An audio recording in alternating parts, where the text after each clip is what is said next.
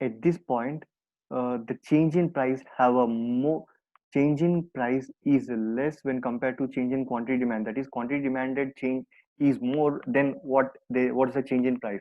But at this point, the change in price doesn't have that impact on quantity demanded. So the elasticity will be less than one. Here it is equals one because change in quantity demand is equals change in price. Change in price. Here it is elastic. So there is also an another case situation where uh, the demand curve won't change. That is, the price will remain the constant even at any quantity. That is, change in quantity demanded by change in price is equal to zero because the quantity demanded will not change even when there is a change in price. This occurs in perfect competition where there are many number of buyers and many number of sellers.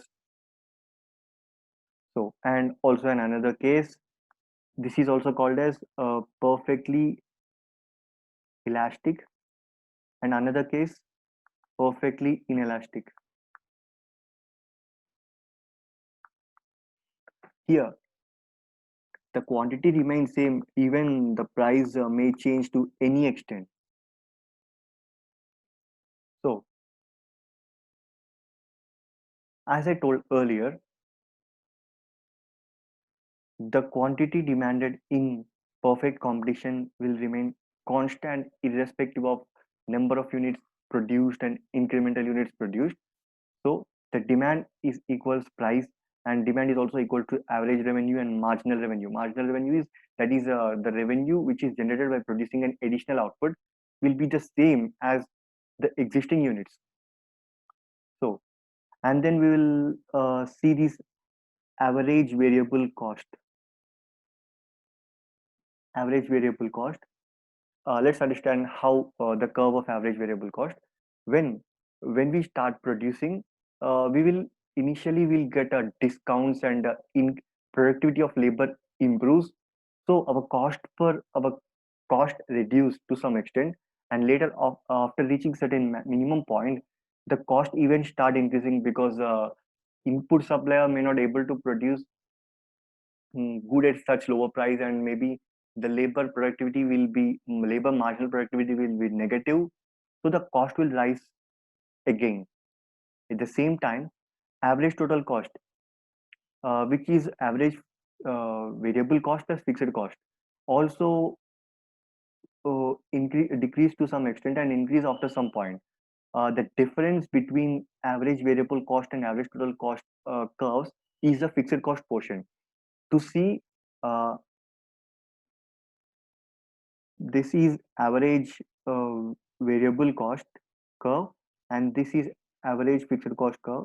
The gap between the curves start diminishing because average fixed cost is divided for more number of units. And so uh, before okay okay before moving to the marginal curve, let's understand what is marginal short run marginal curve. Simply marginal curve, we have discussed the law of diminishing returns where the total productivity increase and at some point it decrease. So discuss it into three. We divide into three stages where MP increases, decreases, and negative. So here, similarly, we draw a cost curve that is marginal cost curve. What's this? When marginal productivity start increase, the marginal cost will decrease. When total productivity increase to maximum extent, the marginal cost will also reduce, and after total productivity starting will reduce, which increase the marginal cost. That is, in additional number of hiring additional number of laborers does not produce any number of additional output, but there's an increase in labor cost. That's why marginal cost will increase after this extent. So the same is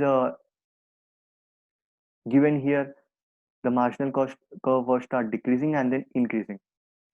Okay, and then we'll move on to monopolistic competition where Yes, in monopolistic competition, the demand curve will be sloping downward, just like what we have discussed in law of demand and demand functions. So when more number of units are to be sold, when price is high, the quantity demand will be low, and price is low, quantity demand will be high.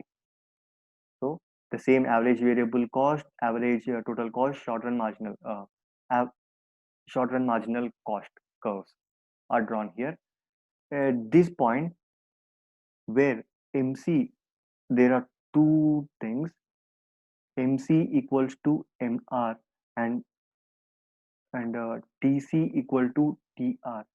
MC equal to MR is also called as a profit maximizing situation, where our profits will be maximum, because let's see, in this situation, when marginal productivity was increasing, then marginal revenue will also increase up to this extent. After this extent, this is a point where marginal revenue is equals to zero, because marginal productivity will be zero, and marginal revenue will also be equal to zero, because uh, when we produce more of this unit, there is no additional number of output produced. Even our total output which we produced earlier is reduced. So marginal revenue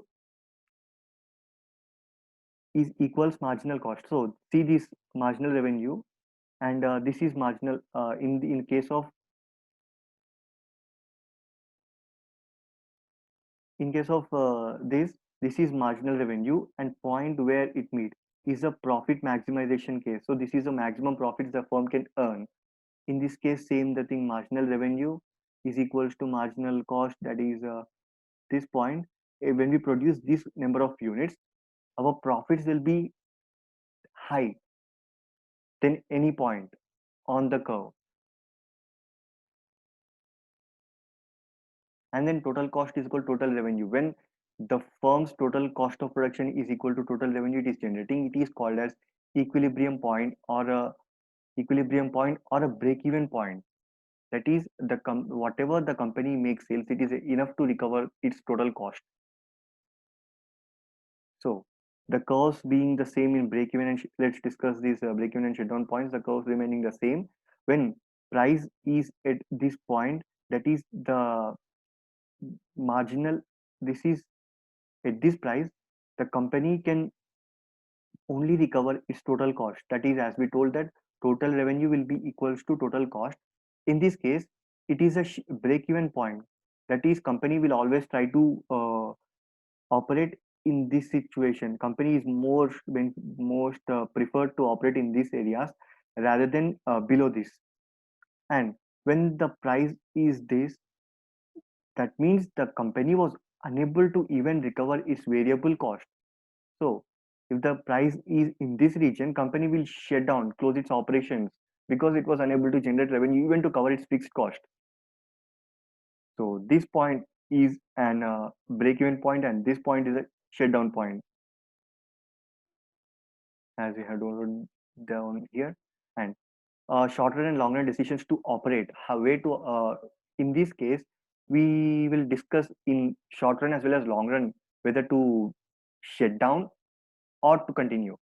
Simply, revenue and cost relationship to short run and long run. Total revenue is equal to total cost. Stay in short run as well as long run. Total revenue is equal to total variable cost, but less than total cost.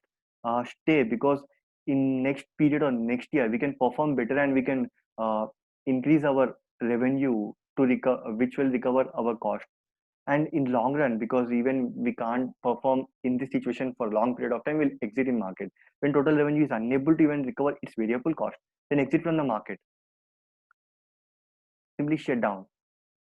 And economies of scale is benefits the firm is receiving due to the changes or in economy, maybe. Simply, in long run, economies of scale we discuss in long run, that is the curve reducing. Cost curve is moving downwards. That means our total revenue, suppose total revenue being the same, total cost diminishing, the profits will increase. in long run, when revenue curve decreases, when cost curve decreases, or profits will increase. That is good economies of scale. It's beneficial for the firm because it is maximizing its profits. Simply long run average cost curve is simply the summation, the point of minimum levels of all the short run average cost curves. And diseconomies of a scale is simply the reverse case where the long run cost is increasing. So total profit, total revenue remaining same, and total cost changes, which will leads to low profit.